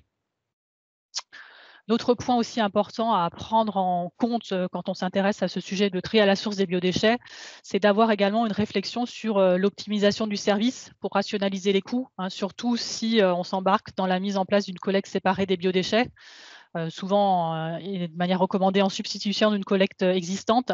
Donc, pour vraiment prendre en compte toutes les composantes du service public dans un souci de maîtrise et de qualité des coûts. Et également, ce que Franck nous a présenté à la fin de sa présentation, c'est la nécessité aussi d'accompagner les usagers dans le temps, hein, pour faire perdurer leur adhésion, notamment avec des aspects de communication et de sensibilisation, donc communication et de sensibilisation sur les consignes de tri, sur notamment les modalités de gestion. Aussi, les citoyens sont de plus en plus en attente d'avoir aussi un retour d'information sur à quoi sert le geste qu'ils font et donc comment sont traités les biodéchets qu'ils trient, comment ils sont collectés, comment ils sont valorisés. Et après, Franck aussi a parlé effectivement de la nécessité sur des compostages, des sites de compostage partagés, de vraiment de structurer un accompagnement pour faire perdurer ces sites dans le temps, notamment en animant un réseau des référents de sites ou de guides composteurs. Ça se fait sur un certain nombre de territoires de la région. Donc voilà pour cette séquence un peu rapide. J'essaye effectivement d'accélérer puisqu'on a glissé pas mal en temps. Donc je vous propose de basculer sur la dernière séquence, de prendre éventuellement 2-3 et puis après de prendre 2-3 questions avant de conclure. Donc la dernière séquence concerne les outils et les ressources complémentaires à votre disposition pour ceux qui souhaitent aller plus loin et avoir davantage d'informations. Donc, nous avons toutes les études nationales de l'ADEME qui sont nombreuses et variées. Vous avez notamment un listing dans le cahier des charges de l'appel à projet biodéchets, donc notamment des éléments sur toute la gestion de proximité, donc le brûlage des déchets verts, le jardinage au naturel, la gestion de proximité des biodéchets. Également des informations sur le contenu des études préalables à la mise en place d'un dispositif de tri à la source des biodéchets. Donc ça serait pour les collectivités qui souhaiteraient s'engager dans un schéma territorial. Donc elles peuvent s'inspirer de ce cahier des charges. Également des recommandations globales sur le tri à la source. Et ensuite des études ciblées sur la collecte séparée des biodéchets, sur un guide d'accession à l'agrément sanitaire et également une étude récente qui est sortie sur les composteurs électromécaniques. Également des études ADEME en préparation ou à paraître. Donc, notamment, il y a une étude qui va être lancée prochainement en vue d'élaborer un premier référentiel des coûts de gestion des biodéchets pour les producteurs non ménagers. Également, une synthèse sur, un état des lieux sur le trait à la source des biodéchets. Une analyse pratique des pratiques de prévention de la production des déchets verts et pour finir également une enquête nationale sur la pratique de gestion domestique des déchets organiques. Il y a également aussi un guide qui est un peu plus ancien qui a été réalisé par le réseau Compost Plus sur la collecte séparée des biodéchets, mais qui est assez intéressant. Notamment, il y a un retour d'expérience des premières collectivités pionnières qui sont engagées dans la collecte séparée. Donc, il y a également 2 études régionales qui ont été financées par la région et l'ADEME, qui portent sur le compostage à la ferme. Donc, un premier guide réalisé par le réseau des chambres d'agriculture d'Occitanie, qui a été publié en décembre 2019, et un deuxième une plaquette réalisée par la Fédération régionale des CIVAM Occitanie, également sur le compostage à la ferme et les filières locales de valorisation des déchets verts. Vous avez également la possibilité de participer à des rencontres techniques régionales donc sur ce sujet du tri à la source des biodéchets, notamment des rencontres qui sont organisées par la région en partenariat avec l'ADEME et le syndicat Centrero, qui sont à destination de l'ensemble des acteurs concernés, bien sûr avec une priorité aux collectivités compétentes. Une première journée devait avoir lieu fin mars sur la prévention et gestion des déchets. Compte tenu du contexte, elle a été annulée, mais elle sera reportée sans doute début 2021 sous un format numérique. Et 2 autres rencontres sont également prévues sur le sujet filière biodéchets et compostage de proximité. Également, l'ADEME propose aux collectivités qui sont intéressées de mettre en place, d'organiser un module de sensibilisation au tri à la source des biodéchets à destination des élus. Donc, si vous êtes intéressé sur vos territoires, prenez contact avec Véronique Matevon pour organiser cette séance dans vos territoires. Dernier élément, c'est aussi, on a la chance en région d'avoir un certain nombre de réseaux et de centres de ressources qui peuvent être mobilisés sur ces sujets-là, notamment le réseau Compost Citoyen Occitanie, qui est une association récente qui a été créée en novembre 2019, dont le rôle est de promouvoir la prévention et la gestion de proximité des biodéchets par la mise en réseau des différents acteurs, qui propose une mutualisation des outils, la diffusion d'informations et notamment elle organise des rencontres techniques donc à destination des collectivités mais de l'ensemble des acteurs intéressés. Et également dans le chat il y avait des questions sur les formations guides et maîtres composteurs. Donc effectivement les formations guides et maîtres composteurs depuis 1 an là sont reprises par le RCCO et donc financées par l'ADEME et la région. Donc, il y a plusieurs formations là qui sont en cours de guide. Et pour 2021, il y a 2 formations de maîtres composteurs et une de guide qui sont prévues. On a également un tout nouveau centre régional gaz vert qui a été créé en juin 2020 par la région en partenariat avec l'ADEME, qui accompagne les porteurs de projets de méthanisation. Donc vous avez le contact dans la présentation. Et également la plateforme Cyclope qui a été lancée en juin 2020 avec une communauté sur les biodéchets qui est en cours de construction. Donc c'est une plateforme collaborative des acteurs de l'économie circulaire, auquel on peut partager, avoir les dernières informations sur l'économie circulaire, et donc une communauté spécifique sur les biodéchets qu'on va essayer de construire dans les mois à venir. Également 2 réseaux nationaux, donc le réseau national Compost In Situ, qui propose donc des solutions de compostage de territoire. Donc ce qu'on entend par compostage de territoire, c'est des solutions de compostage de proximité, mais en silo, pour quand même des volumes un peu plus importants que sur du domestique ou en quartier. Également des micro-plateformes de compostage et du compostage en bout de champ en partenariat avec des agriculteurs. Et il y a également le réseau national Compost Plus qui lui rassemble les collectivités qui ont des collectes séparées de biodéchets sur leur territoire ou qui souhaitent en avoir, et qui apporte une expertise technique aux collectivités et qui fait la promotion de la filière et de la production d'un compost de qualité. Donc, avant de conclure, je voulais vous passer une petite vidéo réalisée par le réseau Compost Plus, puisque en septembre dernier, ils ont lancé toute une campagne de promotion du tri à la source. Et donc, ils ont réalisé des vidéos un petit peu décalées avec des fiches argumentaires qui sont très bien faites et que vous pourrez retrouver sur leur site. Donc, voilà pour ce petit film. Alors, j'espère que vous avez pu le consulter. En tout cas, n'hésitez pas à aller sur le site internet du réseau Compost Plus, où vous pourrez retrouver donc quatre petites vidéos avec 4 argumentaires, 4 fiches techniques qui sont assez bien réalisées. Donc, je vous propose de prendre éventuellement 2-3 questions. Donc, parce que là, on a vraiment débordé au niveau du temps. Donc, j'essaye de voir quelles questions. Donc, ce qui est bien, effectivement, c'est que vous pouvez répondre en même temps. Je vois qu'il y a plein de réponses, donc ça, c'est très bien. Donc, sur les gros producteurs, donc les gros producteurs de biodéchets sont professionnels avec l'obligation réglementaire, mais si rien ne se fait au niveau territorial, il n'y a pas grand-chose qui va se passer. Oui, effectivement, enfin, on est d'accord, s'il n'y a pas effectivement d'installation de traitement, les biodéchets ne peuvent pas être traités et vice-versa. Après, on voit bien que dans la présentation que Sarah de l'Ordéco nous a faite, il y a quand même une dynamique qui est aussi en train de se mettre à l'échelle régionale. Donc, on peut penser, vu les échéances réglementaires qui se rapprochent, que les biodéchets des professionnels soient traités. Ensuite, je ne sais pas si vous voyez une autre question auquel on n'a pas répondu. Il y avait une question pour Véronique Matevon. Je ne sais pas, Véronique, je te l'affiche. C'était sur la réglementation pour les exploitants recevant du public. Quand aura lieu l'obligation de collecte séparée pour les biodéchets au 31 décembre 2023 ? Bon, il me semble que ça a été un petit peu avancé avec la loi AGEC et les producteurs la définition des gros producteurs qui a évolué. Oui, alors on faisait des recherches, là on n'a pas retrouvé, et on se demande si ça ne va pas être précisé par décret. Mais c'est vrai que ça serait logique que ça soit décembre 2023 avec cette idée de généralisation du tri à la source, tout producteur. Je dirais 2023, mais sous réserve de valider si ça ne va pas être précisé effectivement par un futur décret. Ok, merci Véronique.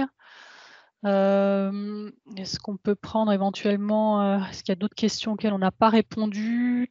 Tac, je regarde rapidement sur l'alimentation animale. C'est vrai que c'est toujours une question qui revient assez régulièrement, mais c'est vrai qu'au niveau des textes réglementaires, on est souvent justement hors réglementation. Donc c'est la collectivité si en tout cas la collectivité fait le choix de distribuer notamment des poulaillers, la responsabilité, c'est la responsabilité de la collectivité qui est engagée. Voilà, Véronique, je ne sais pas si tu veux éventuellement compléter.